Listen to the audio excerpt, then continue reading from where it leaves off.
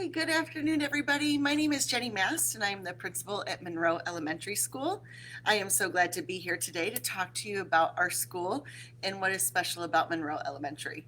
First things first, we are located on the corner of Don Moyer and Fellows. So if you ever drive down that way on the south side, you will notice this large castle, and it is actually our school. So we are pretty lucky to be in such a beautiful building. Monroe has approximately 360 teachers, or I'm sorry, 360 students. That'd be a lot of teachers. So 360 students. We have approximately 70 staff members that are full-time in our building.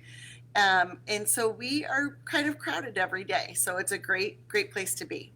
We are a Title I funded school. And so what that means is that our students, because of our low socioeconomic status, our high number of low socioeconomic status, we receive funds from the government. And what that allows us to do is to have tutoring throughout the day. So we have staff members that are hired with our federal funds to work with us in our building, and they pull students in small groups. Some students are one-on-one, and some students are in small groups with maybe 2 or 3 people at a time, and they work on basic skills like phonics, reading, also in some math. So we also work with our older students, mainly on understanding comprehension and how they could do a little bit of a better job with that. So our Title I staff works with our students on a regular basis and on a daily basis. And so as that Title I funding comes in, we try to make sure that we have also family nights for our students and for our families. We've had reading nights where we've invited celebrity readers in. We've had family movie nights where we've had families come in and watch a movie and we give away books. We've also have had math nights with our families where our students come in and with their families and they do a make and take. So something like with dice. So we buy all the students that are there dice, we give them to them and then show the parents and the families how to create games and do different games with the dice so that way they can work on their math skills as well. So kind of our Title I funds goes for things like that, and it's a fabulous way to help our students increase their education and increase their knowledge at school. So the other thing that we do is we also focus on socio-emotional learning with our students. And what this entails is making sure that our students understand their feelings and their thoughts. And it's very important because some of our students come to school with a heavy burden of everything that's going on at home with their families. We teach zones of regulation. So all of our teachers have a zones of regulation book. And what it does is we start out at the very beginning of the school year teaching zones of regulation. So making sure that our students know how they're feeling and if they're ready to start learning. So there's a green zone and a yellow zone and a red zone and a blue zone. And for those students, several of our teachers have signs right outside the door. It says, what zone are you today? Or what color are you today? Or how are you feeling today? So that way it gives the students an understanding of, hey, I'm kind of tired today, so I'm kind of in the blue zone. So just leave me alone for a little bit until I wake up. Some students come in, they're in the red zone. You know, they had a very rough night at home. And so the teacher knows that they can go over and talk to them and have a private conversation with that student to ensure that they're ready for their learning for that day. And as adults, just like students, we have a mixture of emotions as all day goes on. So those students are able to talk to the teachers about their thoughts and their feelings and their zones to see what kind of things can be helped with during the day so that they can continue their learning. The other thing that we have that might be a little bit unique to Monroe is we have a Minds in Motion room. And a few years ago, all of our kindergarten teachers and all of our first grade teachers, along with some of our special education staff, were taken to Louisville, Kentucky to be trained at the Minds in Motion Center for a few days. And what that does, it's like a big obstacle course for students, but they really have to think and they have to really process through that in order for them to understand and slow down. So it's basically taking themselves and slowing everything down in their mind so that way they can start concentrating. To do the whole entire Minds in Motion room takes about 10 to 15 minutes. There are students that we have visit there several times a day because it helps calm them back down and it helps them refocus and recenter themselves so they're able to do the Minds in Motion room there. So that's kind of unique to us because we have an entire classroom divided for that. And then another thing that we're going to be adding is to our upstairs room. We have a best classroom, which is for our students with emotional disabilities and have a difficult time in other schools with their behaviors. And so they all come to Monroe School. And so we have several students in our building now that we are teaching, and their main focus is focusing in on that socio-emotional learning, so that way they can learn how to regulate themselves.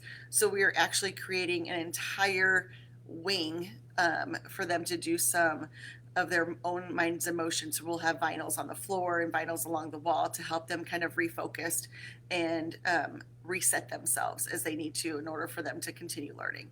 So that's a great program that we have in our building, and it services those students throughout the district right at Monroe, kindergarten through 5th grade. So we love having our kids there, and we have 2 phenomenal teachers that receive a lot of support as well.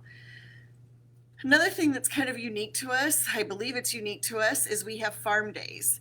So one thing about our school is we are located smack dab in the center of the city. And what we have found is that a lot of our students from the Rum Village area and Miami Hills area have not had the luxury to go to a farm or see a cow in person or see a goat in person. So what we do is we allow some local farms to bring their animals in, and we put them in the courtyard. So we have cows and sheep and pigs, rabbits.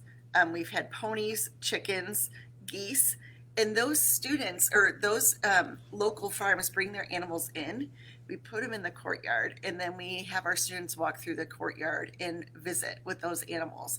They're able to touch them, they're able to see them, they're able to talk to the owners of those animals and find out some different things. So it's always interesting to watch the kindergarten and 1st graders to learn that chicken that's walking around kind of picking up the grass is the same kind of chicken that you would eat, or that it lays eggs.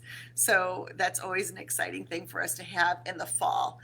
We were not able to have it this fall, so we're hoping maybe we'll push for that in the spring. And if we don't get to have it in the spring, then we'll definitely have it again in the fall. But that's a huge thing for us at Monroe, is our farm days. We look forward to that every year. We also have Girls on the Run at Monroe, and so this program was started last year by a group of teachers that felt that we really need to focus on some of our girls and also health, and it brings us time to talk to those girls and just have some one-on-one time with them. So it was happening after school, and it's a national program, but there are local chapters, and so we are part of that local chapter. So there's about 4 or 5 adults that are signed on to assist with Girls on the Run. And last year, we had approximately 20 students, 20 little girls that were signed up for Girls on the Run. And we spend the first portion of that time talking about school, talking about thoughts, talking about feelings. And then we spend the rest of that time talking about health and nutrition and getting them to get out and exercise. So at the end of last year, we were not able to do our big 5K that we were planning on doing, but we are doing it this year. And so even if we cannot meet together to do a 5K in person, we will be doing that 5K virtually as well. So we're pretty excited to get that up and started. Starting in January, one thing that is definitely unique to our school that I know no other elementary school has at this point is 4-H clubs.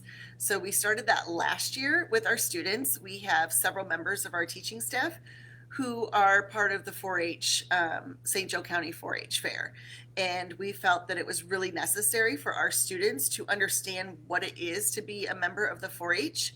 And so what our students, once we kind of polled them, what they knew most about 4-H was fair food, because who doesn't like a fried hot dog or fried Oreos? But then also the only thing that they really knew is about the rides. So that's what they talked about. They talked about waiting in line to go on the Himalaya and go online for the rat race or whatever that roller coaster was called. So that's what they knew about it. They didn't really know the purpose of the 4-H fair or what it was or why it could benefit them.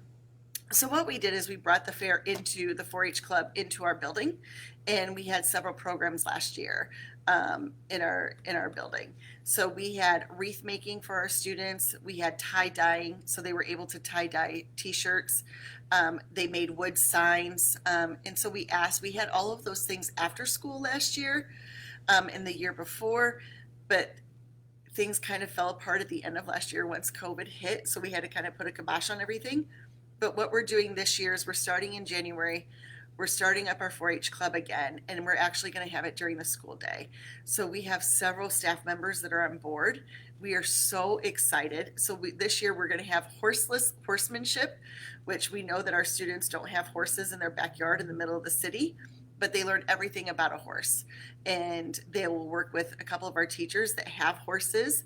And then we've already worked out with some of our staff members and also district members who belong to the 4-H, and they're going to bring their horses towards the end of the school year so that our students can actually see the horses in person and feel the horses in person. And so we're so excited to bring that to our kids. We have gift wrapping for our students this year.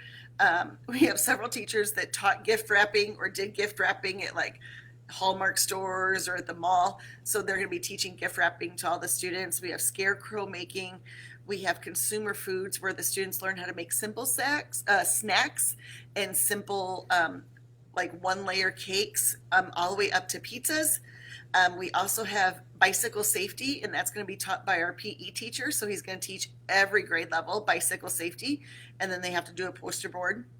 So all of those things will be admitted into the 4-H fair as their projects. So all of our students will be able to go to the building and see their projects and see their ribbons and see all their participation. So that's something that's really exciting for us this year. We love Monroe. Majority of our staff live on the south side of South Bend. Majority of our staff live within the neighborhood of Monroe. So we are very blessed with our families that we have and our students that we have. And I welcome anybody. If you want to take a tour of Monroe, feel free to go ahead and give us a call and schedule that with Miss Yolanda. She is our secretary, and she passes that right along, and we schedule tours all the time or visits with our school, so you can walk around our building and see what we're all about. So thank you so much for the time and spending this time with us. We greatly appreciate it. And if you have any questions, please feel free to go ahead and let us know. Thanks.